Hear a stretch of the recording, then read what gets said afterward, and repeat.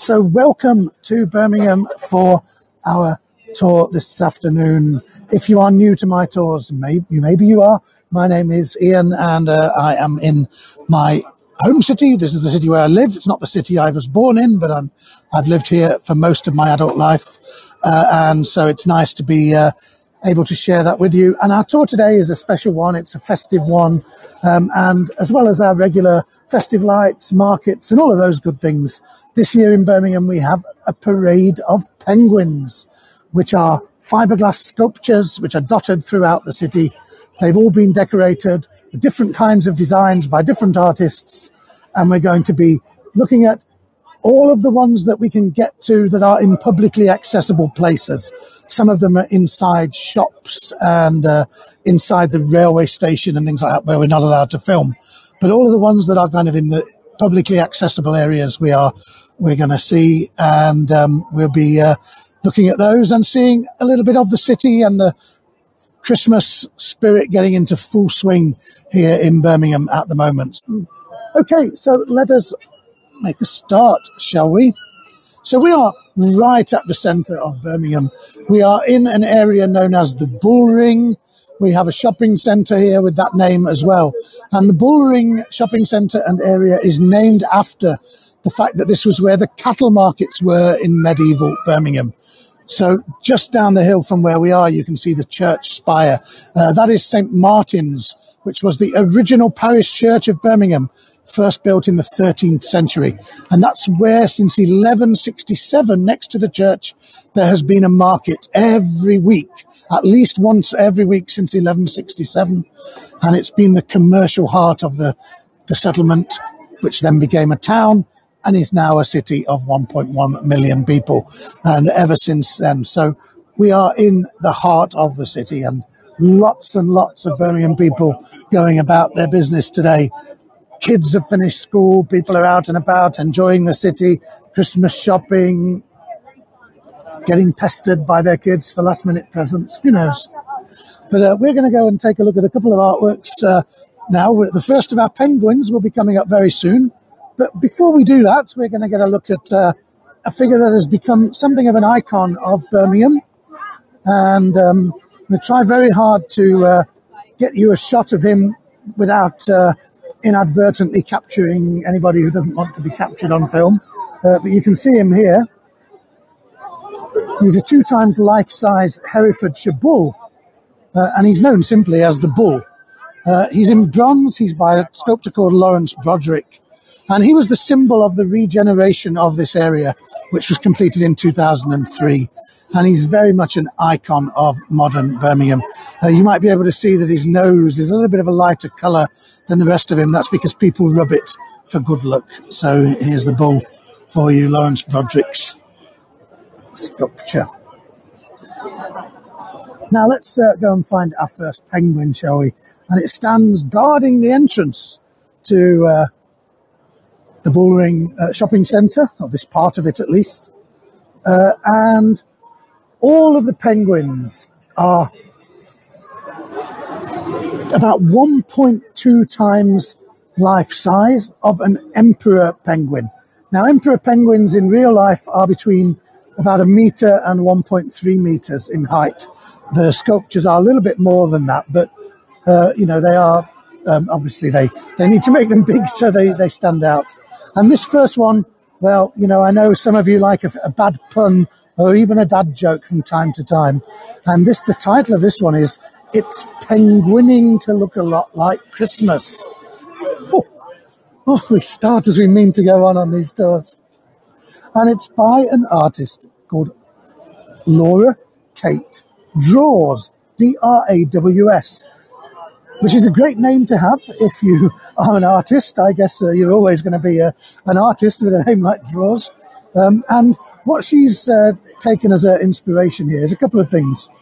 Cozy winter clothing. So, a lot of people wear colourful knitted jumpers at this time of year. We're going to go around the back in a moment, Laurie, don't worry.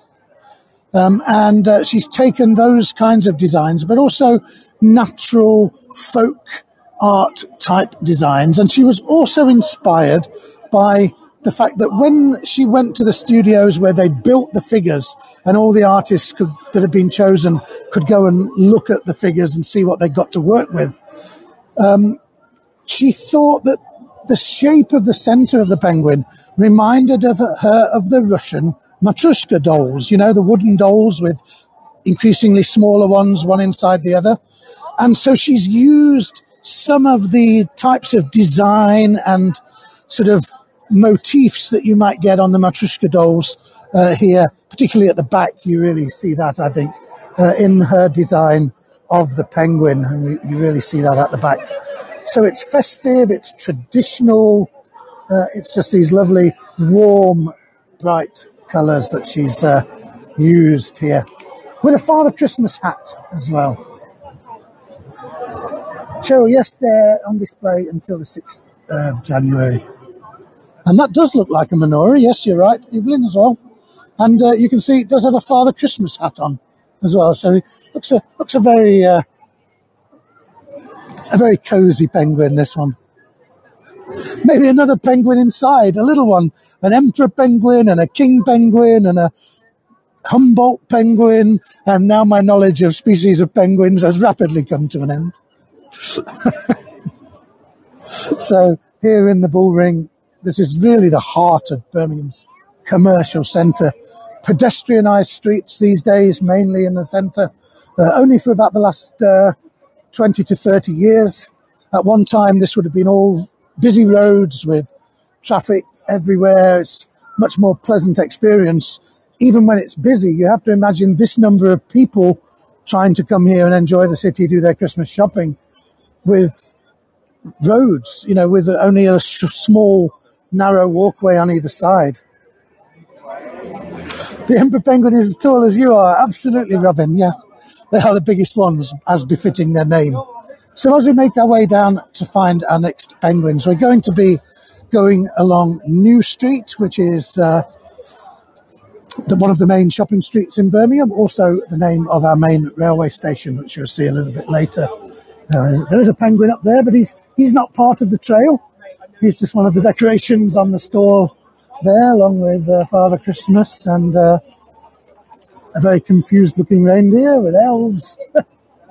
And if you have been on my Christmas markets tour here in Birmingham, you will know that the markets stretch all the way through the city as far as here, right from the convention centre all the way through down to here. And this is sort of the last little section of the markets that we're going to go through here. Queen Ariel, I've been very well, thank you. And you? Busy, but better to be busy than bored, I suppose. Doesn't always seem it at the time, you know. And as I always tell you when I do the tours here, markets here are German-style markets, or they're not German-style markets, they are German markets. The stall holders come over from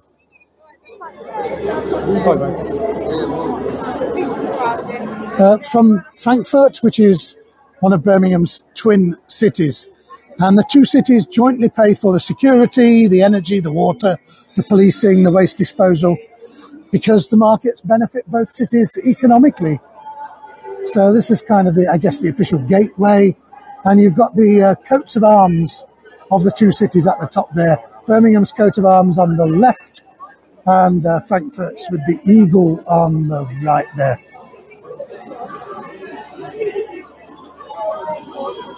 And so for those who are maybe German or from German-speaking countries, you will very much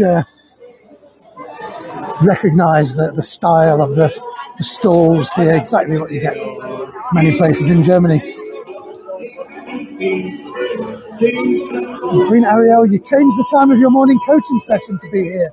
Well, I'm glad you did. It's lovely to have you here. Oh, I tell you what I can smell. I can smell this stall. I can smell the nut stall.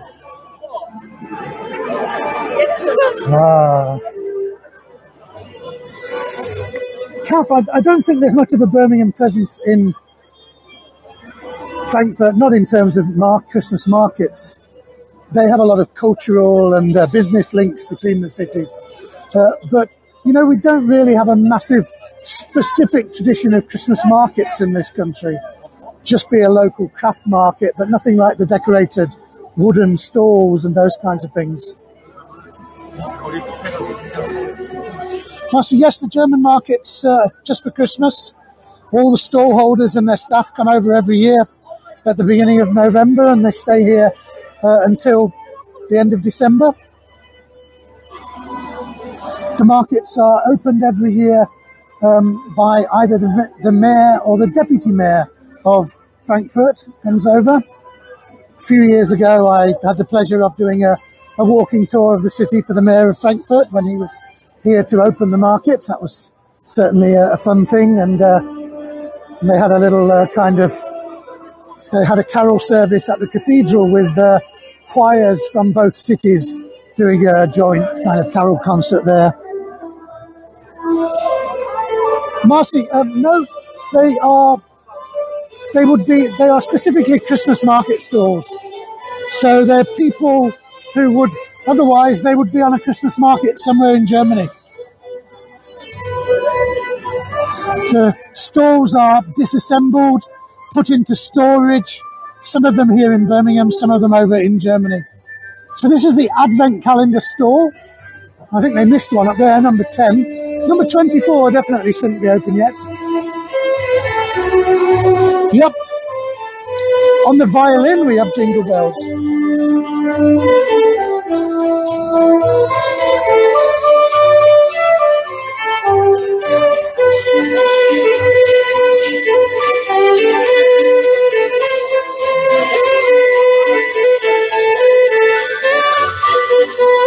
Yeah, nice.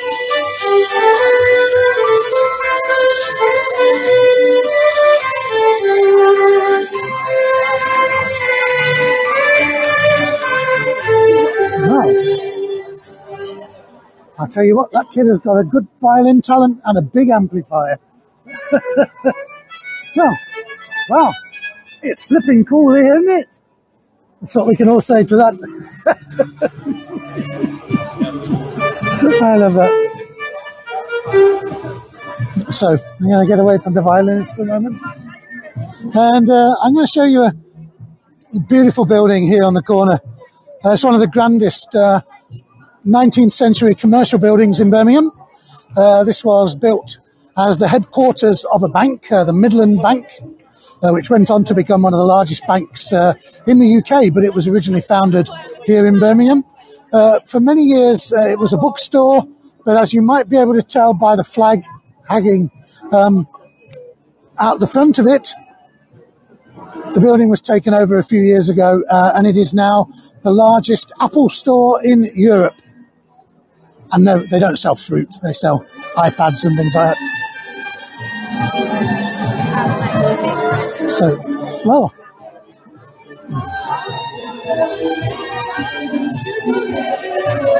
we've got competing violins and George Michael. We've got a bit of everything here.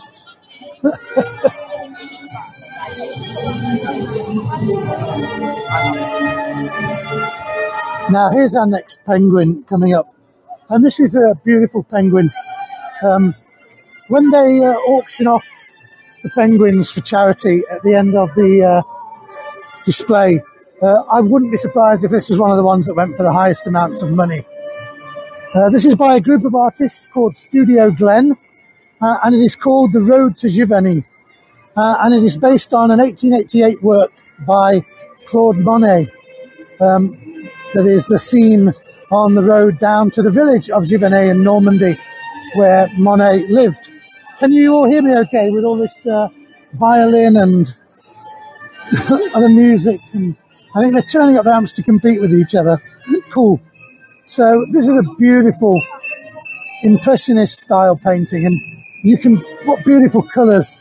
You can almost feel the crisp winter air that they're showing on this picture, can't you?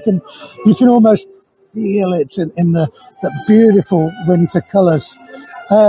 One thing I know is that I wouldn't want to drive down that particular road in my car. The road to Giverny is much nicer in the summer, which was when I visited a few years ago, well, a lot of years ago actually.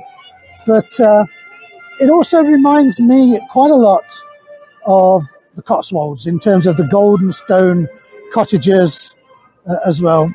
Julie, is it Dr. Zhivago? I don't know. It may well be. I'm not. It could well be. But this is a beautiful penguin. Take your pictures of it. I'm going to go around the back because there are other people wanting to take photos. And around the back, look, we've got these beautiful trees. And what is fantastic here, look at the way they've done the tree as though it is the spine of the penguin. Isn't that amazing? So we've got people hugging the penguin. I don't blame them. Isn't this a beautiful one? So that's called the road to Giverny. Beautiful winter scene. And, you know, they are a complete mixture. Some of them are just really colourful. Some of them are artists that have basically just used the penguins as a canvas for a beautiful artwork, like that one. Some of them are linked to the place that they are situated in some way.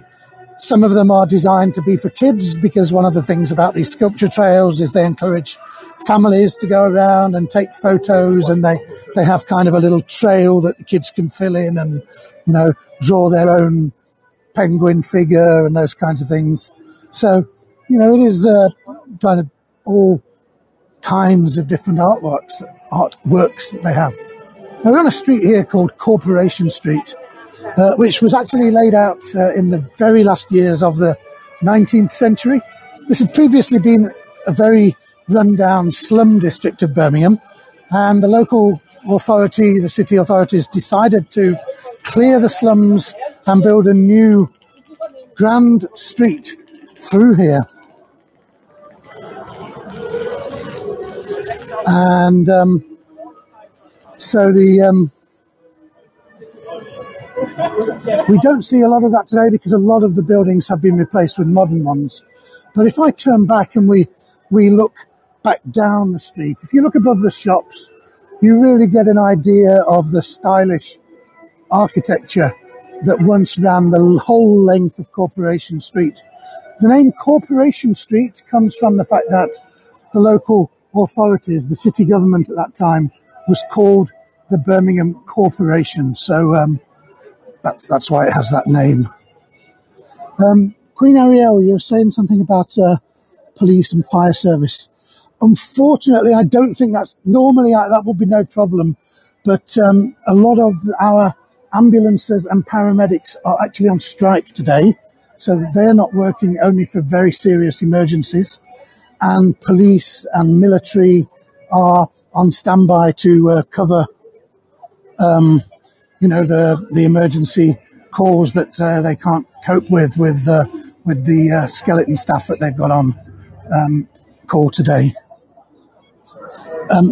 They are on strike to get better pay, essentially.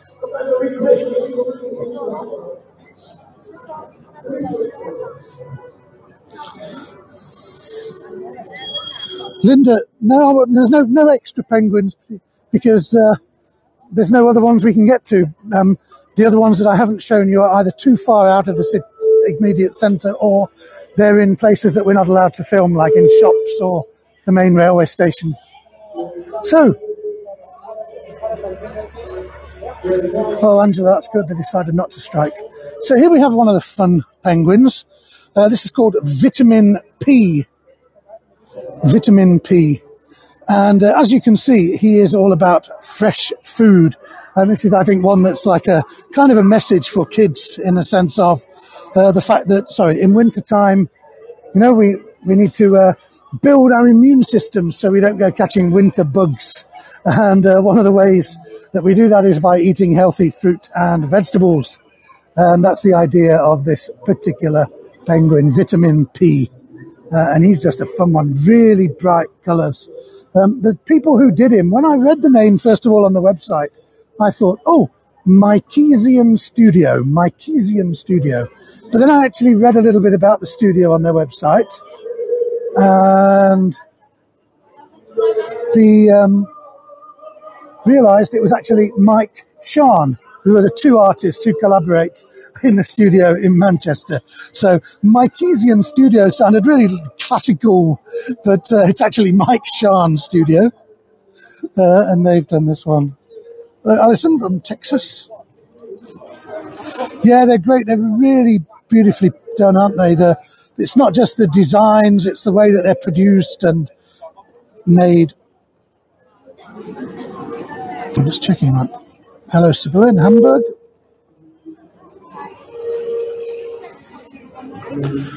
No, we didn't. No, that's fine. I'm just... Marcy, can I go back for a pic? Yep, there it is. There he is. We're just walking around him so we can see. I think they're very optimistic if they think they can get kids to eat that, because I think that's broccoli. And that's, I love broccoli, but it's very healthy. But I think a lot of kids, they might be prepared to have a banana, an apple, a carrot, a lemon. But broccoli, that's a different question. So here's vitamin P. Isn't it lovely? Elizabeth, they will be here until, I think, the 6th of January. So traditional day when Christmas decorations are taken down. And then they will be auctioned, and all the proceeds will go to the Birmingham Children's Hospital charity. And that's what they're designed to be, a fundraiser for. Each of the penguin sculptures on the base has got a QR code that people can scan with their phones, and they can then make a donation to the Children's Hospital charity. Now look, as we step onto this little street, this is an amazing street, because how noisy was it? You step just around the corner and straight away it almost goes silent. And this is one of my favourite streets in Birmingham, actually. It's called Cannon Street.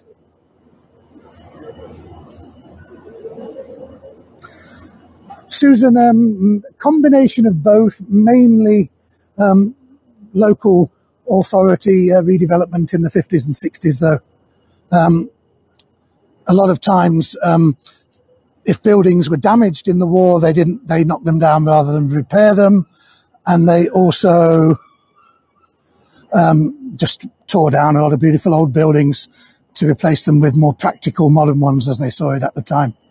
So Cannon Street, it's not got anything spectacular on it, but it's a beautiful street, and because it's always much quieter than the main streets around it. It's got a lot of shops and businesses on it, but it's also very much, I always feel as though, the same as it would have been 100 years ago. The shops may be different, but, there's no cars, there's no buses. And, something had a nice warm heater outside there. And you walk down it and you really get a feel for the kind of old style buildings that are here. As we walk along Cannon Street. And any opportunity where I get a chance to walk along Cannon Street, I like to take it. And as it just happens to be perfectly positioned to get us from a phrase that I never thought I'd say, for us to walk from one penguin to the next penguin. It's not a phrase you ever think you're going to need to say, but there we go. So you're going to be back out on New Street again soon. Yeah, Elizabeth, the lights are lovely when they're lit up at night time. And we enjoy the last couple of moments of quietness before we go back out onto the noisy, bustling chaos of New Street. But I'll give you a little shot back up Cannon Street before we turn, so you can just enjoy a little bit of a... Yeah, not quite so good in this way because you've got a big modern building in the background, but Queen AO, you need to tell me something, okay? Well, feel free. If it's something you can tell me in the chat, feel free. Otherwise, send me a message through another route. No, that's fine. You asked me about, The ambulances are on strike, but some of the police are on standby, fire services, fire crews, and military as well to cover the difference. So let's walk up New Street a little bit. No, it didn't sound rude. I'm not offended. You should. It's a very interesting little street here. Hello, mate. Yeah. Hello. Show the camera. Needless alley. Well, it's not needless if you need to get up there, is it? It actually is believed to come from Needler's Alley, so people who made needles. That is the part of town where that particular trade was going on hundreds of years ago. And Needler's Alley over time got kind of corrupted into Needless Alley. That is because partly of a newspaper campaign, I guess, in the 19th century. That part of town had become very run down and had become something of a hotbed of crime and vice.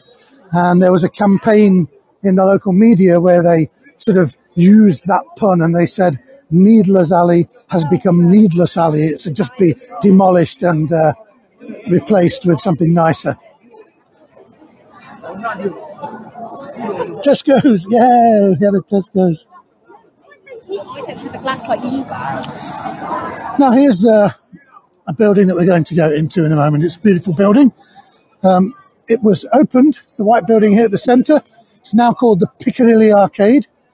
It was built in 1910 and it was called the Picture House. It was Birmingham's first cinema. And it was a cinema for 15 years. And then they decided it wasn't big enough. They needed a bigger cinema. So the company that owned it built another cinema. They sold it. And the site was converted into a lovely shopping arcade, which is what it has been for the last 96 years. It opened as a shopping arcade in 1926. And we're going to go inside there. It has this beautiful entranceway and fantastic decorations. Oh, I hope you're not having... I love this because it just looks like you're going into a magical tunnel of some kind. And the Piccadilly Arcade is, generally speaking, has always been home to more independent kinds of shops rather than the kind of big household names. Ooh, now look at this. Oh, sorry. Here we've got a Lego figure representing one of the most famous Christmas songs. Merry Christmas, Everybody by Slade. Noddy Holder, the lead singer of Slade, who wrote that song, comes from this area, and they grew up playing in bands in the pubs and clubs of Birmingham. Merry Christmas, Everybody, one of the most famous of songs, and I'm going to be talking a little bit more about that song and how it was written and made in my Christmas Eve chill out that I'm having on the 24th at 10 p.m. UK time. So here's our next penguin, and this is I like this one because it's a really interesting one. And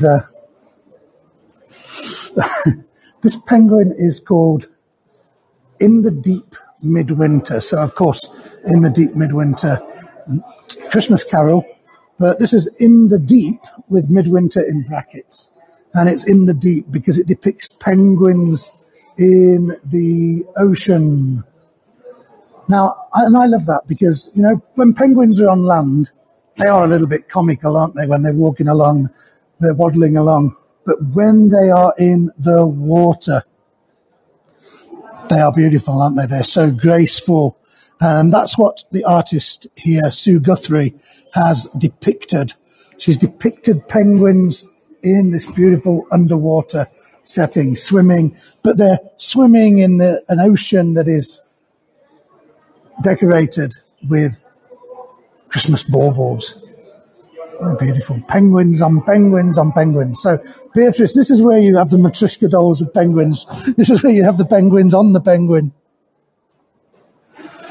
And Sue Guthrie, the artist who did this one, she's a veteran of many of these sculpture trails. Many of them feature works by her.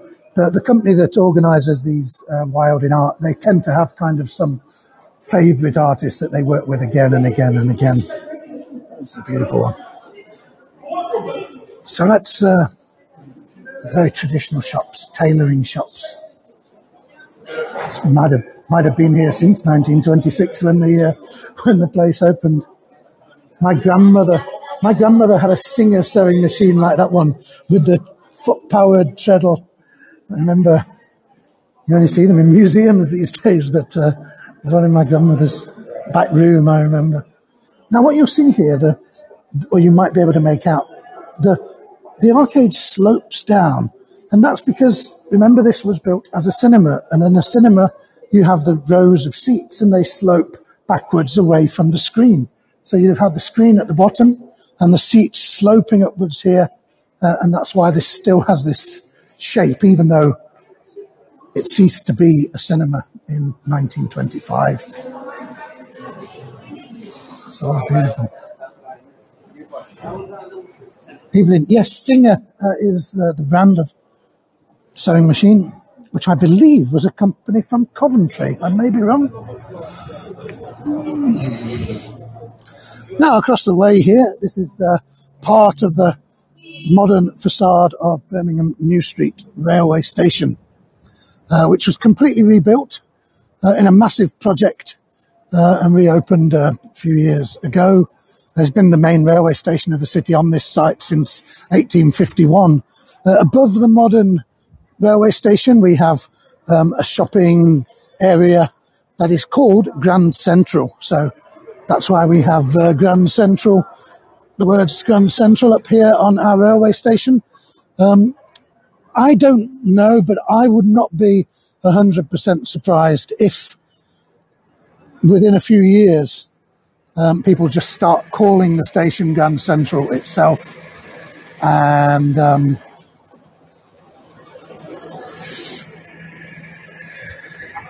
name Birmingham New Street kind of ceases to exist, or they combine that part of the name into it somehow. Nicholas, familiar part of central Birmingham. Well, you change here a lot on your travels, I think, don't you? Yeah, absolutely, Queen Area. You have a Grand Central in New York. I think I've been there on a tour with Aaron and Patrick on the Heygo. Yep. And I think it probably comes up in the lyrics to songs and things like that as well. I think the actual platforms of Birmingham New Street Station are kind of below street level. So as we're walking here, trains and people on the platforms are underneath us. So if you hear some sort of screeching type noises, it's not my knees. It is the brakes and wheels of the trains going by. And we're going to find the leader of the parade of penguins we're going to see in a moment. And this one is called simply Emperor. It is by the artist Quillen. Jenny Quillen, I think her name is. Oh no, Amanda Quillen. I thought it was Jenny. And this is just simply a representation of an emperor penguin, as we expect it to be. And this is called the Emperor. Although, interestingly, if you were to visit the website of the Penguin Trail, it will tell you, it refers to, this is the Emperor, and it refers to the penguin as she. Maybe it should be the Empress, I don't know. Or maybe you can have a female emperor, I don't know. But, and there we see behind it on the wall here, Birmingham Children's Hospital Charity, which I mentioned as the recipients of the money that is raised. And behind it here we have the mural of the penguins in that snowy landscape, the mountains, and beautiful. That's great, isn't it? And, it's called the Brum Penguin Parade. So Brum is the nickname for Birmingham. Because back in the day, 18th, 19th centuries, a lot of local people used to pronounce the name of the city not as Birmingham, but as Brummagem. And that is why the city is known as Brum, and it's why Birmingham people are known as Brummies. So Brum Penguin Parade. And a parade is actually an official collective term for a group of penguins, but it's not the only one. So, you can, I like the collective term, a huddle of penguins, a huddle of penguins, because I like the idea of them huddling together because they live in a cold place. And when they're swimming together, a group of penguins is called a raft. And when they're on land walking around, they're called a waddle of penguins because they waddle around. A huddle of penguins. Nicole, yes. Brummagem with a M at the end. A raft of penguins, yeah. When they're swimming.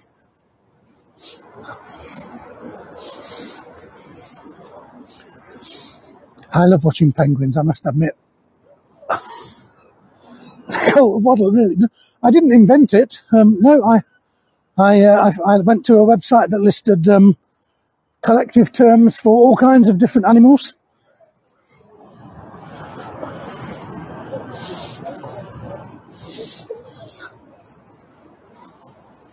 I actually, I used to know a guy who he was kind of obsessed with collective names for things, and he used to sometimes do our pub quiz when the regular quizmaster was away, and everybody always knew that one of the rounds was going to be collective names for animals. So everybody kind of looked up a few the week before, just in case the ones they'd learnt came up. I just always remember the next round is going to be, and everybody shouted, names of animals.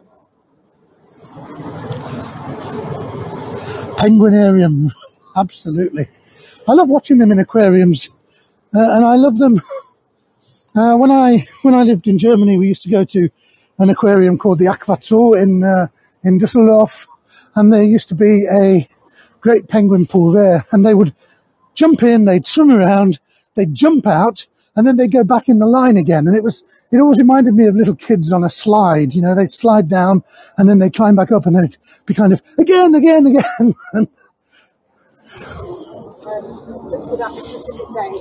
A tower of giraffes. Quite right.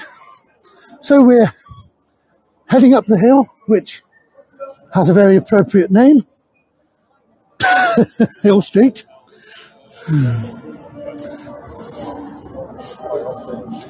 And we are coming into Victoria Square, which is kind of the centre point of our German markets. It's where you can find most of the food and drink stands, and as it starts to get dark and the lights come on, we get a beautiful view of the council house, which is our seat of local government with the dome, and we have the clock tower there. The clock tower is known as Big Brum, so obviously an imitation of Big Ben, not the clock, the name, but using that name of the city. Queen Ariella, I don't miss Germany. I lived there for a year as part of my studies, and then I worked there sort of in Germany and other neighbouring countries for 2 years. But I never had my permanent home there. But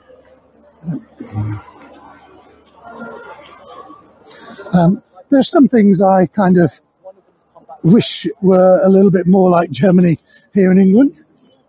But I don't think I'd want to move somewhere else now. Maybe if I was going to move there, it would have had to have been when I was much younger. So here is another penguin.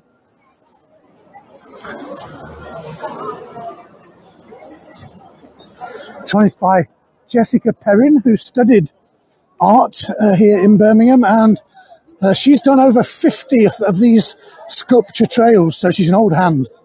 And this particular penguin, standing right here in the markets in front of our beautiful town hall, he is called Santa Paws.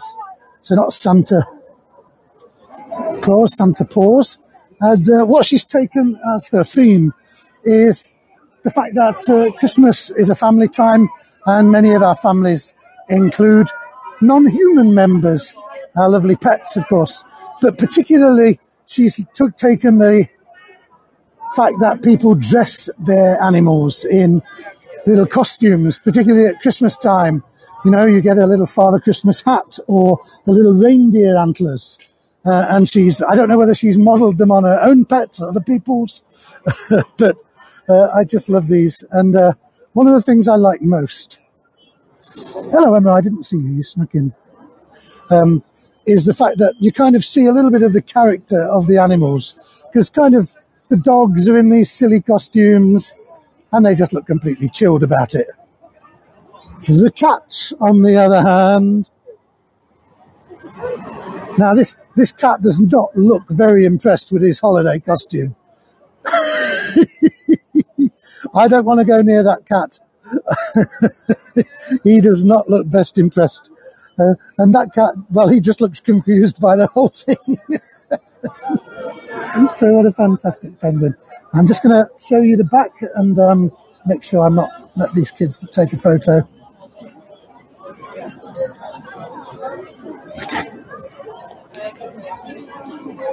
And then we've got a dog with holly on his head, but I think he looks more like an otter, but I don't know what you think.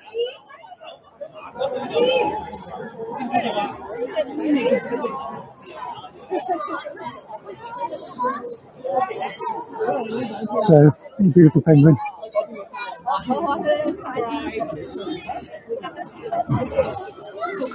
So we're going to go and find another penguin. We've got beautiful buildings. I love the buildings lit up. This particular building, I love it, and we're very lucky that it's here, because I talked earlier about a lot of the old, beautiful historic buildings being demolished, torn down by city planners in the 50s and 60s. And this one was due to be demolished in the early 70s. It was built in the 1880s, and it was Birmingham's first post office. And people had seen so many beautiful buildings torn down, and they just had enough. And the local historic society and local people, they got up a media campaign, a petition, and they managed to get it saved. And it's now private offices, although there is still a post office down in the basement of it. Just a regular kind of post office with counters. I'm going to get off I'm standing on the tram lines and I can hear a tram ringing its bell, so I better move quickly. Well, these aren't penguins. They're wondering what all this other artwork and things are coming into their space. They're the guardians of the square, these two sphinx-like figures. I get a great view of one of the guardians of the square with the council house in the background.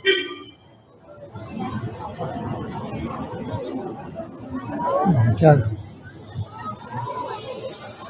And we've got our Christmas tree donated to the city every year by a Swedish engineering company called Sandvik that has a big manufacturing and management centre in the city. So they procure a Scandinavian Christmas tree for the... It doesn't come flat packed from IKEA. They transport it here on the back of a truck, fully assembled. We got there to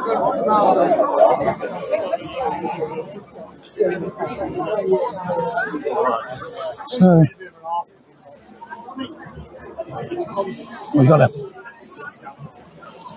here we got our lovely fountain, the river as it's called, but nobody knows this female figure in the water as the river. Everybody knows it as the floozy in the jacuzzi.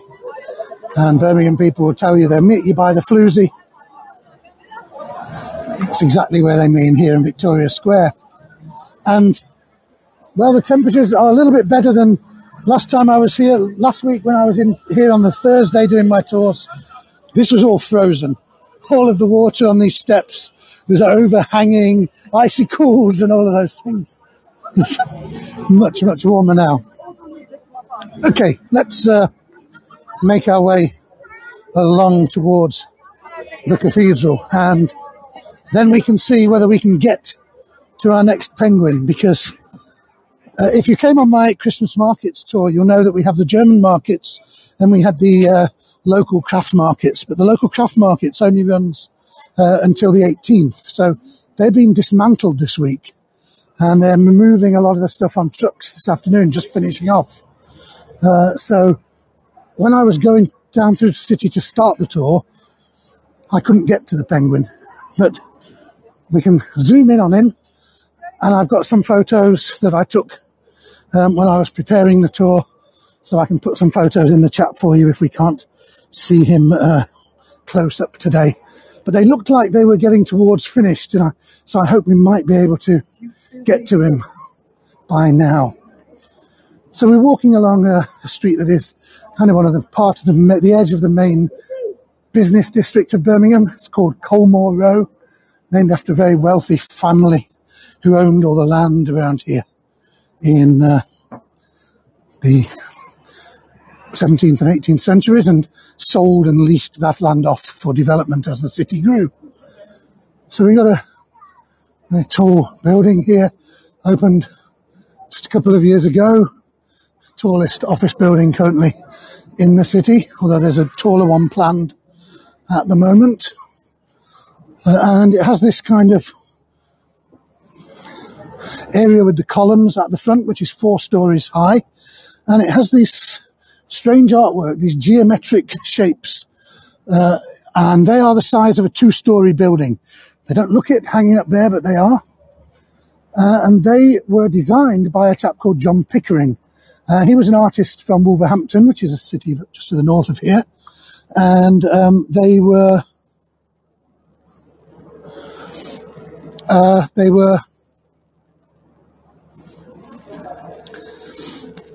in the process of doing the project, but unfortunately he passed away.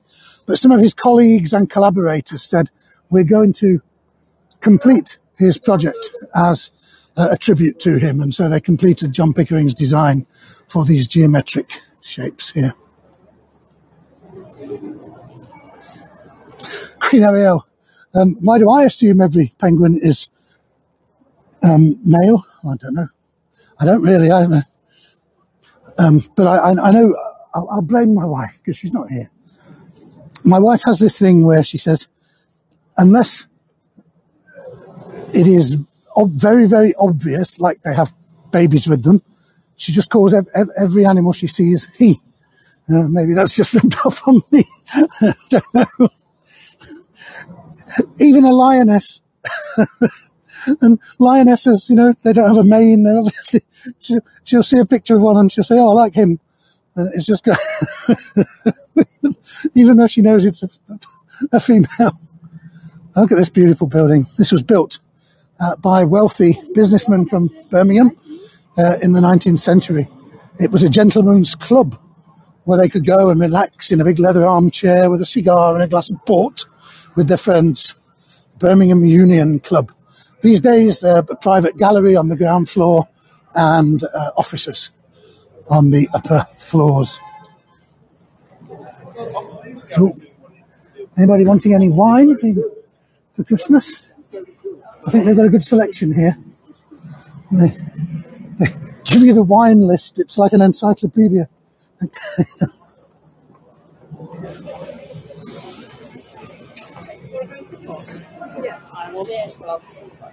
So I'm hoping we can.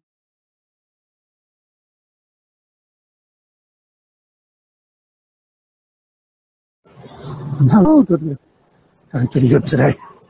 Oh, I got a signal dip. What's going on? And now it's back. Could have been the bus, I think. Buses sometimes are not good for signals. Ah, fantastic.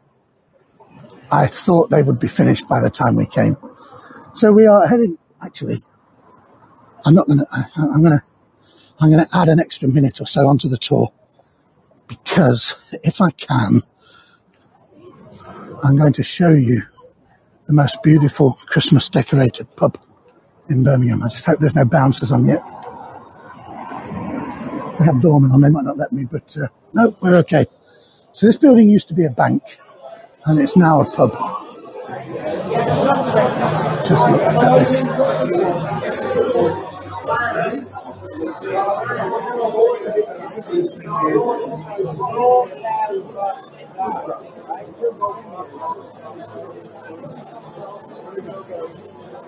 Isn't that amazing? Isn't that absolutely amazing?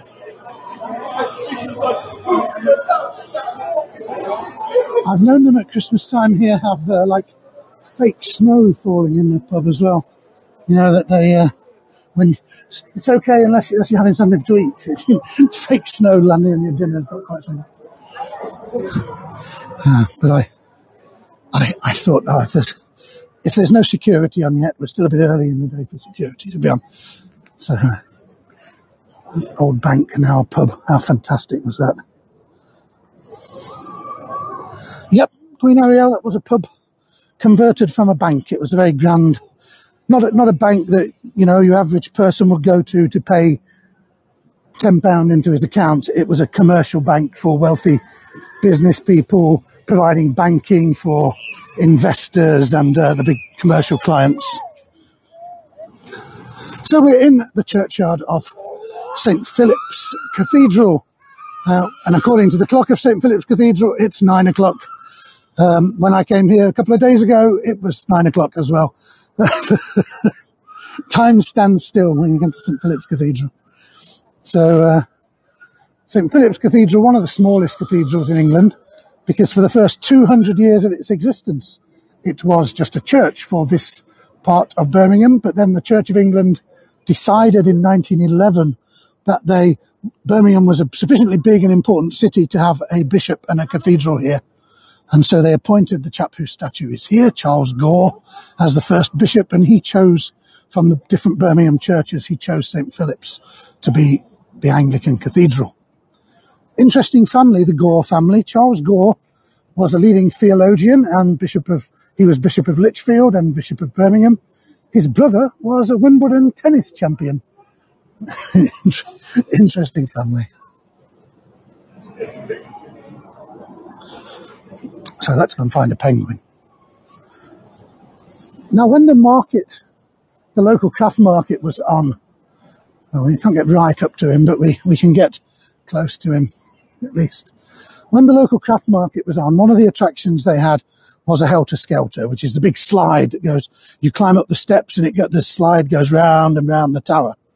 And the penguin here at the cathedral is named after that slide. He is called Helter Skelter. We can't get right up to him, but we can get close. We can see him there. And I can put my camera through there and I can zoom in on him. He's also by Amanda Quellin, who did the big Emperor Penguin. And I can show you some close-ups of him. So he has the slide going round him as though the body of the penguin is the slide. And if you look in the chat, you can press those to enlarge them. And you can see he's got other animals. He's got other penguins on him. He's got polar bear, different kinds of animals enjoying themselves. Bright, cheerful representation of the slide. He's pretty cool. I do like him a lot. His name's definitely Bob. No, Helter Skelter, her name is.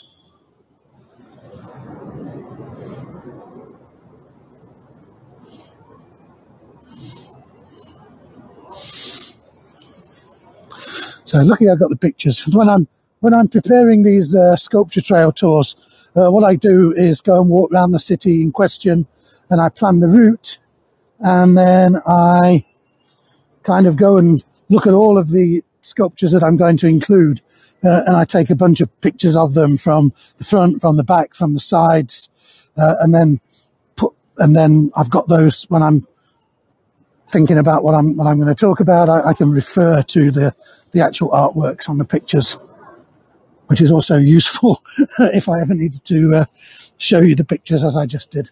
So we got two more penguins to go, and they're all in this immediate area. So we might run over by a couple of minutes, but I did take you to the pub. Not that if I'd have waited at the bar there to get served and get a drink, we'd have been a lot longer than 5 minutes over. I was in there on Monday, and it took a long time to get served for a drink. So we're going to still walking along Colmore Row, and we're going to go into a little shopping arcade called the Great Western Arcade. And it is named after a railway company, the Great Western Railway. It had 2 stations in Birmingham. They're both still here, Moore Street and Snow Hill stations. And Snow Hill station is just across the road from here. The Victorian station no longer there. But they wanted to connect those 2 stations with a tunnel. And so they asked all the landowners of the land that they wanted the tunnel to go under, can we put a tunnel under your land? And a lot of them said, yes, you pay us so and so much and make sure, we'll approve the plans. But the landowner of the last parcel of land before the tunnel got to Snow Hill Station said, no, if you want a tunnel under this land, you have got to buy the land from me. And because they needed this to link up, he really had them where he wanted them. And so he was able to really get a good price for them. And they thought, well, what are we actually going to do with this land? Well, they leased it off for other people to build on it.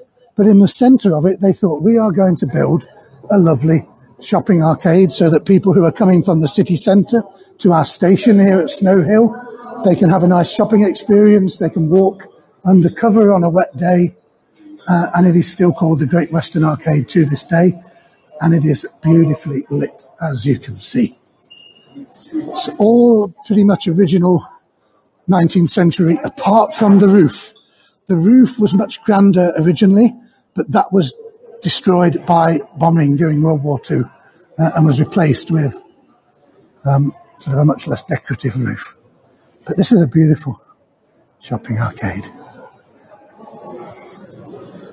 Fantastic tiled floor. And as well as being home to lots of independent shops and a penguin, it is home to a really great business, which is the UK's first not-for-profit bar, which is called The Good Intent. And The Good Intent, any profits that bar makes, they go to local charities. So it's owned by one of the local breweries. What a great idea. If ever you need an excuse to have another drink, well, part of the money is going to charity. Of course, well, I'm just helping my fellow man. So here's their great And a shirt that hopefully tree, and here is their penguin. Now, the artist who designed this penguin, she's called Caroline Daly, and Caroline Daly does a lot of designs based on nature, particularly birds, and her favourite bird is the kingfisher. Now, kingfisher, if you don't know what it is, it's a tiny little bird, beautiful, shimmering, translucent blue colours, and she makes beautiful art based on the kingfisher. And so she said, I'm going to combine my favourite bird that I use in my art, the kingfisher, with the shape of a penguin. So you've got a penguin, one of the biggest birds in the design of a kingfisher, a tidy, beautiful bird. He's got fantastic orange feet. And I say him here because he's called Kevin the Kingwin. So, Kevin, I think we can call him a him, can't we? And we look at let's go closer. So look at the beautiful feathers that she's done here on the wings of this kingfisher penguin. mashup. Isn't he amazing? Isn't that beautiful? And what I'm going to try and do is get a shot where you can get the penguin and the Christmas tree. How about that?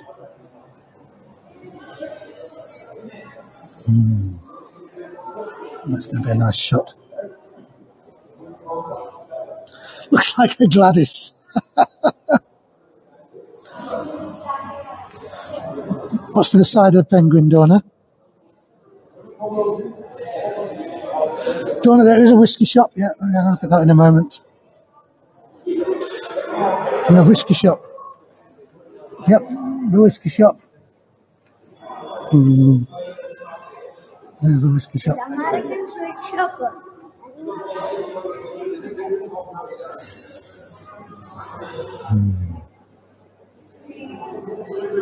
A whiskey shop.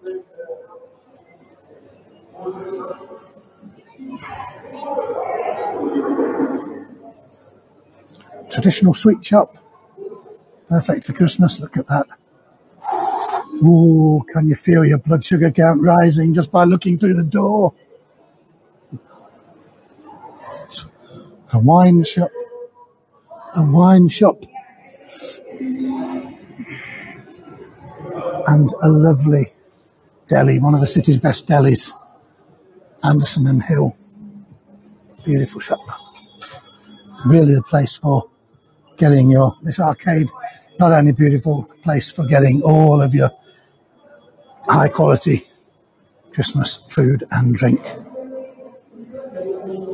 So we got one more penguin to show you. Queen Ariel. Yes, I will repeat the Liverpool. I've got 2 Liverpool tours that I've in the bag, but I will definitely do each of them at least a couple of times. So yeah, keep a lookout for that. If you sign up for notifications for the tour, or just keep an eye on my channel, you'll find out when it is.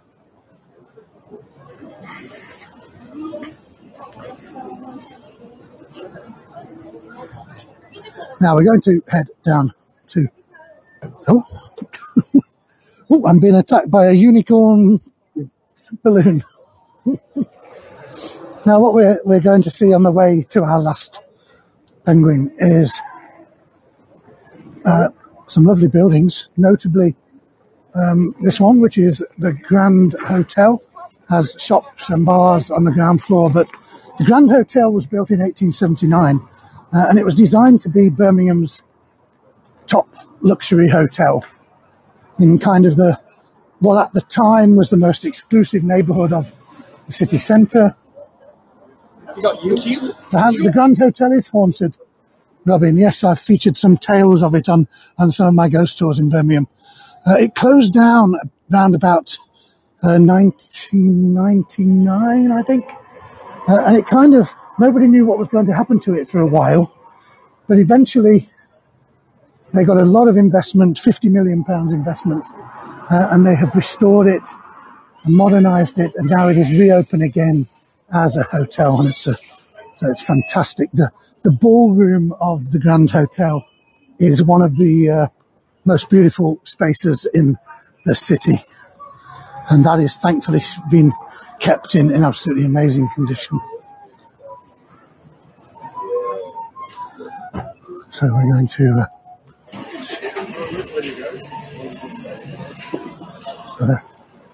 a restaurant and cafe here. It's Italian restaurant now. It used to be a sort of a grill and coffee shop. I remember I once had an interview there, job interview there, for an internal promotion. I worked at an office that was just around the corner, and the guy who was sort of doing the interview, he said, "Look, let's get out of the actual office and go and talk somewhere a bit quieter."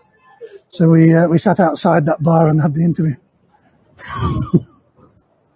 It was back in the days when I had a proper job, that was. So here's one of the entrances to the Grand Hotel, really done out in fantastic Art Nouveau kind of style. Isn't that beautiful? With the canopy there and the and the lanterns. And this street we're on is called Church Street, aptly named because at the top of the hill is St. Philip's Cathedral. And if you were to carry on going right to the other end of this long street, you would reach St. Paul's Church. So it has a church at each end. Now, the Grand Hotel is not the only very nice hotel in this area. The building here is also a lovely hotel, which is called the Hotel de Van, but this one has been converted from another purpose. Look at the sign. Birmingham and Midland Eye Hospital, founded 1823. The building itself is from 1885. And in the late 1990s, a new eye hospital was built, modern one, and this building was converted into a lovely hotel. So quite a strange change of use. I had eye surgery in 2006 and I had mine done. I was a few years too late to get my eye surgery done in this beautiful building. I had mine done in the modern place. This one's also haunted. But right down here on Church Street is our final penguin in Church Street Square, which is an open area that has been created in recent years. The local businesses kind of invested in improving the area, making it more pleasant, and they put in some traffic restrictions, more one-way systems to prevent the whole area being really chaotic with traffic. And they made this little square here with greenery and a lovely spot for the Christmas tree and a lovely spot for our final penguin, which is designed to be a calm and peaceful scene of winter in the midst of all the hustle and bustle of modern Birmingham. And it's by Jodie Silverman, and it is called The Forest at Christmas, and it depicts a beautiful woodland scene. Look at that amazing moon and the stars. That's very Vincent van Gogh, I think, the stars and the moon there, isn't it? But then you've got the amazing, look at these beautiful barn owls. And just like the Monet star one, you can almost feel the chill in the air, this forest scene with the owls and the deer there. At least a moon throat chakra. Maybe there's something of that in that. I've never heard of that, but maybe that's something the artist would have known about and considered. But isn't that beautiful? This is your favourite, Becca. Well, I saved the best to last for some of you then. And as we come around the back, we get another beautiful woodland animal. Look at him. Look at or her. This lovely fox. He's a little bit better condition than the fox we've had in our garden lately. But then he's a painting. So, the one we had in our garden has got to live in the wild and maybe fight for his food and that kind of thing. So, we are going to end here with this lovely wood forest in winter scene. So thank you so much to everyone for your questions, your participation, for your good humour, for your support. And Team Iduck MB, it's another day where I don't know, another day. You see, if Sally Jane's gone to her dad's again, we always go to her dad's and see her brother as well on a Wednesday. So I'll be fending for myself when I get home. I've got to squeeze in something before I do my tour later. So take care, everybody. Thank you so much for your support. And I hope to see you again either later tonight, maybe on Christmas Eve, or if not, if I don't see you beforehand, whether you're celebrating Hanukkah this week or whether you're celebrating Christmas or the solstice or whatever, if you're just having a day off work and not particularly celebrating anything, have a wonderful and peaceful holiday season. And I hope to see you very soon. Bye, everybody. Oh, birthday, Donna. Yes, you're celebrating your birthday. 23rd, Donna, am I right? Please tell me it's not today and I didn't wish you a happy birthday. I got the right day. Thank you, everybody, and I'll see you very soon. Bye for now.